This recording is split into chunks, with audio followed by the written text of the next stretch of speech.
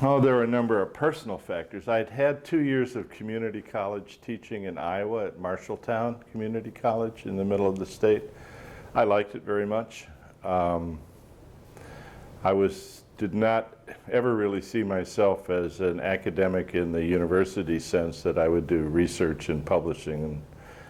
The idea of a college having that kind of relationship to the community, making higher education accessible to people in the community, it was just attractive to me, and there was something. I love teaching. After I got over my initial stage fright, which probably took me about 40 minutes, I think. So it was a teaching job, not a research job. If I tried to go someplace like Michigan to teach, I would have been expected to publish and do research. And I just didn't feel that the world needed another elaboration of Alexander Pope's use of the ampersand in his poetry. You know. So I liked teaching, and I liked the community college. I started in 1969, which was the second year of classes.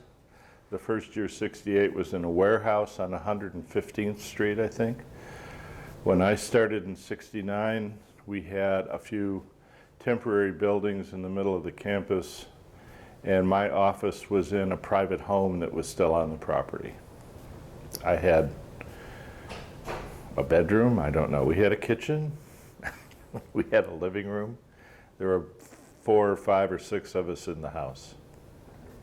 How big was the faculty? I don't know, a couple hundred? Even? Well, I don't know, 100 anyway. I mean, in the very first years, no. I mean, we were still building departments and, you know, curriculum and everything. So 50, 60 maybe at the beginning. But we very quickly added other people, and we, you know, buildings got built, and we had the temporary buildings, which are out sort of where D is now, I think. There were about 10 of those. They were like Quonset huts. I remember my wife and I came to campus once. I just wanted to show it to her. She was, she'd never seen it. So we came out, and it was evening or night, and it was, the campus was built on an old sod farm. This was a sod farm before it was a college campus. And it was completely level, and it was treeless, okay? No berms, no trees. And in the middle of it were these 10 or so Quonset huts in the dark, and in the middle of those was a flagpole with the rope twisted around it and the metal turnbuckle that held the flag clanging against it in the wind.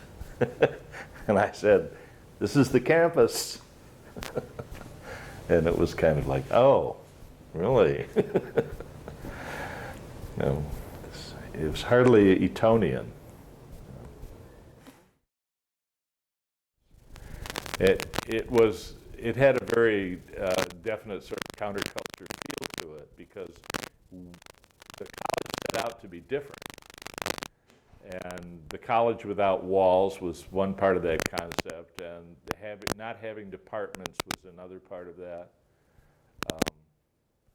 The thing about no walls, I always suspected, was just a way to save money when they built the buildings, and the philosophy was a justification for it later, and we found that we really probably did need walls after all.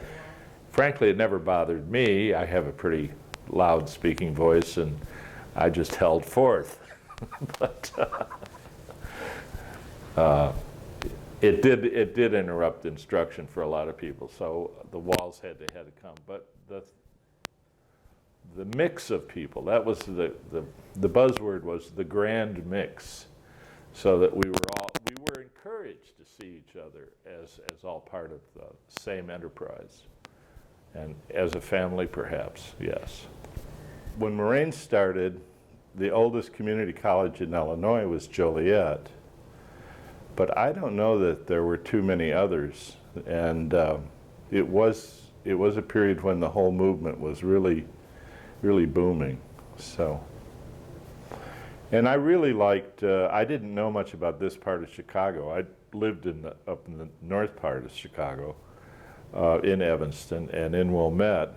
And I really liked the South Side. I really liked the kids on campus here that had the leather jackets that said South Side Irish and South Side Italian, and you know, the neighborhoods, the closeness of the neighborhoods and that sort of thing. There was a very strong sense of identity and community in the South Side. So it was fun. Well, a lot of our students were first generation college students. So they brought, and I really got a sense of this one semester when I was traded with a professor at Northern. We did an exchange and I went and taught his classes. It was actually during our strike. And so the agreement was that he and a graduate student would come to Moraine and teach my load, and I would go teach his load. Took two of them, right? So then we had a strike, so that's kind of put me in an awkward position. So I negotiated with my exchange partner, Eric Garib, nice man from Northern, and he agreed not to come to Moraine and teach, and I agreed to go to Northern and teach. So I was teaching at Northern during the strike for no pay, and he was being paid for not teaching at Moraine. I think that's the way it was. And when I got to Northern, I encountered a very different kind of student. They weren't community college students. They weren't first generation. They didn't get in your face. They didn't ask questions. They weren't, and I even asked one young man at one point, he turned in a paper, he had no idea what he was doing. I said, why didn't you come and talk with me about this? You know, when we were talking about his revision. And he said, you don't understand, Mr. Sullivan, here you don't bother your teachers. And I really didn't want to teach in an environment like that where nobody would bother me. I mean, hello. You know, please come and bother me. That's what I'm here for. And the students that we had here at Moraine could be coaxed into that. They would. Some of the most interesting students I had were kids that looked like they should probably be in detention center somewhere. But it turned out they had a lot of questions about philosophy and literature and things like that too. So yeah, there was a counterculture thing. The other thing I wanted to mention was we had started to have a lot of returning veterans too. And they added the whole Vietnam thing, you know, to our campus. Some of them were in kind of rough shape. All the ones that I had were pretty good students. You know, they'd been, but they were an older presence. And of course, we always had older students. Early on, I had a man in one class who was about the age I am now. He was 70. And his name was Thomas Elder. I'll never forget that. And that mix of older people, returning people who had maybe had a little school or had gotten married and had a family or had a career they wanted to chase, and now they were coming back. That mix with the regular age students and the returning veterans was really quite a potent combination. A lot going on. Early on, we didn't have a union, and the administration came from Michigan in a situation where they'd had union problems and really didn't want a union here. And I've heard that from a number of sources. And that probably would have worked out fine if they'd put some policies in place, but the faculty felt that we were getting stonewalled on some basic policies like sick leave and, you know, other things that needed to be spelled out in a contractual sort of way. And I remember being on a committee to come up with policy. I think it had to do with leave or sick leave, or I can't remember even what the topic was, but we worked on and off for several months. And then had a meeting with the president, Robert Turner, to present our suggestions. And before we could do that, he said to us, now before you present, he said, I just want to take a few minutes. I've had an idea.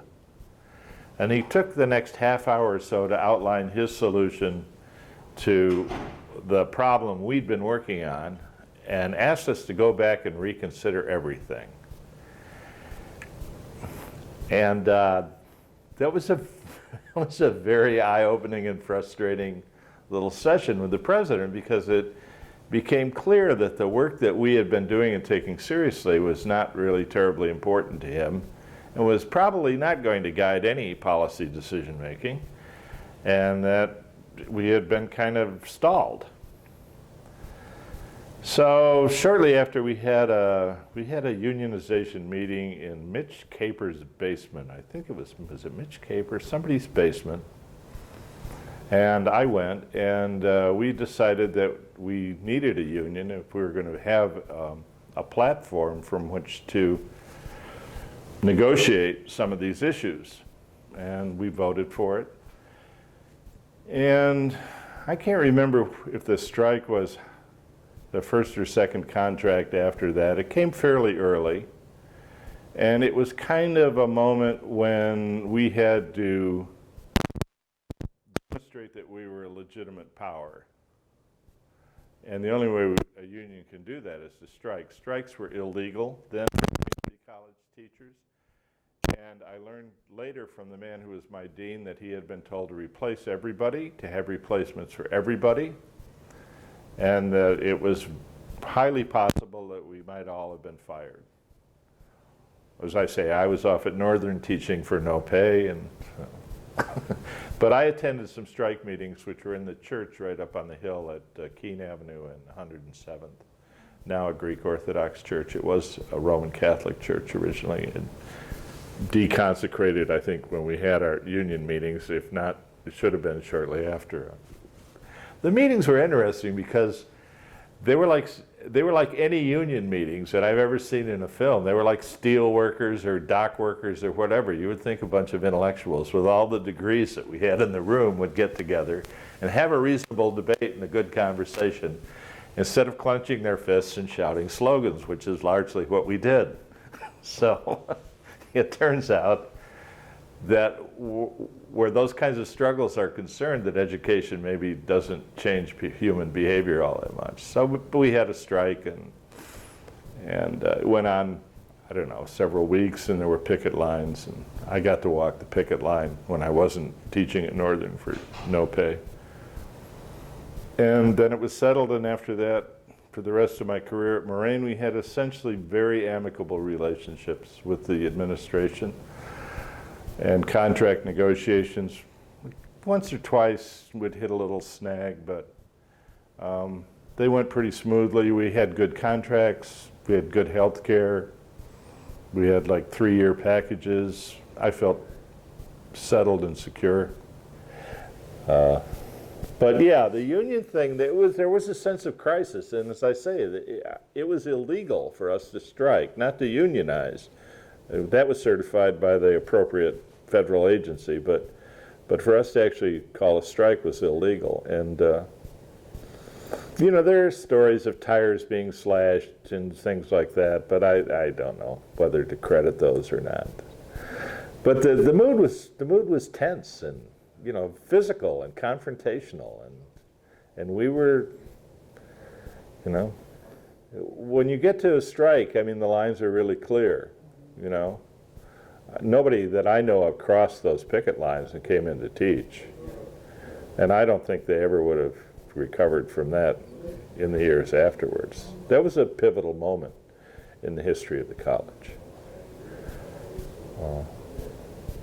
And I think it got resolved ultimately in a good way, you know, had a positive outcome, that the confrontation was really necessary because the administration needed to be confronted, and they needed to be told, hey, we've got some concerns here and they're not being addressed, you know, and that's your job, and you have to come up with something. And if you don't have some base of power There's no reason for them to have to listen to you except out of the goodness of their hearts. And as I say, my understanding of the history of those folks is that they came with strong anti-union biases. They did not want a union here. They thought that unions had no place in education. As a matter of fact, in 2015, they're about the only place any unions are left in this country is in education. So, which is sort of ironic.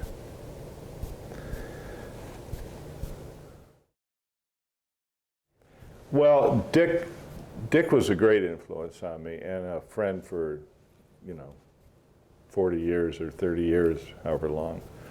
He just died a few years ago, 2 years ago, I think.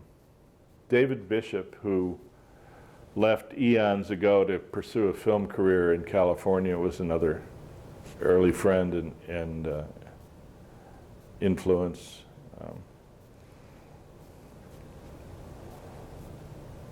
And there've been a lot of other people who I admired and liked and was friends with and so on. Mary Ellen Ponsford, painter, taught art. Trying to think. I still meet on a pretty regular basis with about 6 other of my ex-colleagues for some games of chance. So I still see Doug Gerke and Jay Noteboom and Jim Rule and Ron Savara and Ron Falstick and Jay Noteboom.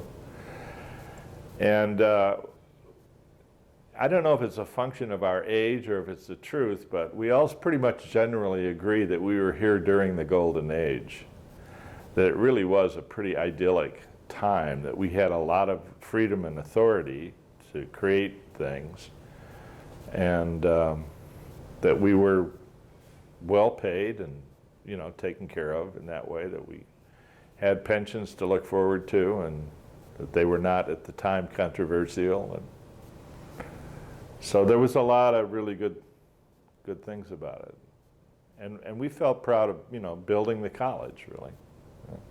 So.